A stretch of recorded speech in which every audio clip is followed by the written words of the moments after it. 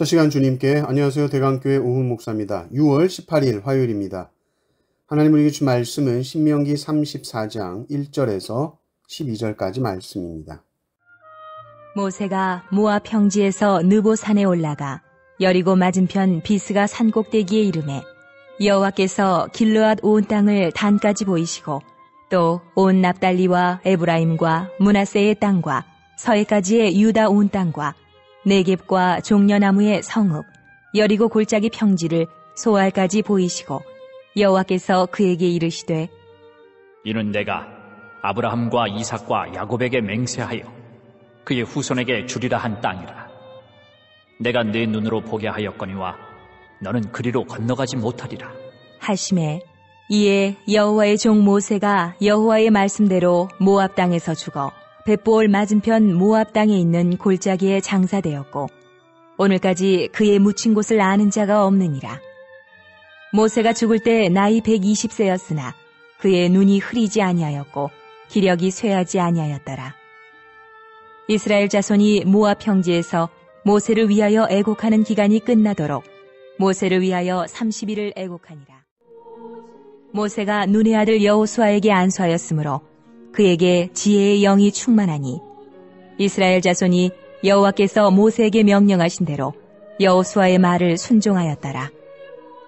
그 후에는 이스라엘에 모세와 같은 선지자가 일어나지 못하였나니 모세는 여호와께서 대면하여 아시던 자요 여호와께서 그를 애굽 땅에 보내사 바로와 그의 모든 신하와 그의 온 땅의 모든 이적과 기사와 모든 큰 권능과 위엄을 행하게 하심에 온 이스라엘의 목전에서 그것을 행한 자이더라. 아멘. 이제 신명기 마지막 장, 마지막 본문입니다. 신명기의 마지막은 모세의 마지막을 보여줍니다. 성경은 모세를 아주 분명하게 설명하고 있죠. 그는 여호와의 종이었다는 것입니다.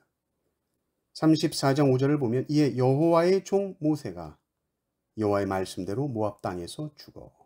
모세는 여호와의 종이었습니다. 종이라는 말만 들으면 기분이 별로일지 모르겠지만 누구의 종이었느냐에 따라서 그 사람의 삶에 대한 평가가 달라지죠. 가끔 책 같은 것을 보면 대통령의 비서관이라든지 대통령의 연설 담당관 이러면 대통령이라는 말 때문에 이 사람의 위치가 아주 격상하는 것을 봅니다. 종, 그러면 우리가 뭐야 할 수 있지만 여호와의 종, 창조주 하나님의 종, 그러면 그는 하나님의 높으신 만큼 높아지는 것입니다. 그러나 하나님의 종의 높음이라는 것은 철저하게 하나님의 높음에 종속되는 것이지 자기 스스로 높아진 것으로 착각하고 교만을 떨면 안 됩니다. 하나님의 종이기 때문에 하나님께서 모세에게 친히 권위를 주시고 그의 말에 권세를 주신 거지 그의 말 자체에 권위가 있는 것이 아닙니다. 그러니 모세는 자신이 높은 것으로 착각하면 절대로 안 되죠.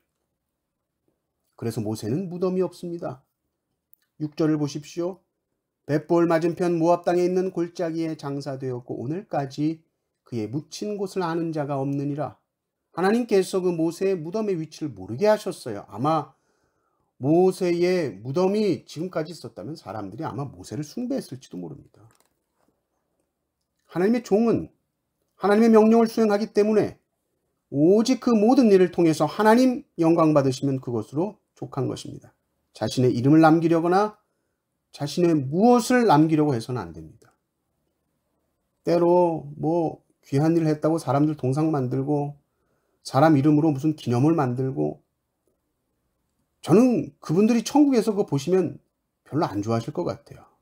야, 왜 나를 기억하냐? 왜 나를 높이냐? 왜 나를 기념하냐? 예수님만 높아지면 그것으로 족한 삶을 나는 살았는데 왜 나를 높이냐? 그럴 것 같아요. 그리고 또 여호와의 종이라고 하면 그 종은 모든 것을 다 보장받습니다. 모든 필요한 자원들을 하나님으로부터 공급받는 자가 하나님의 종, 여호와의 종입니다.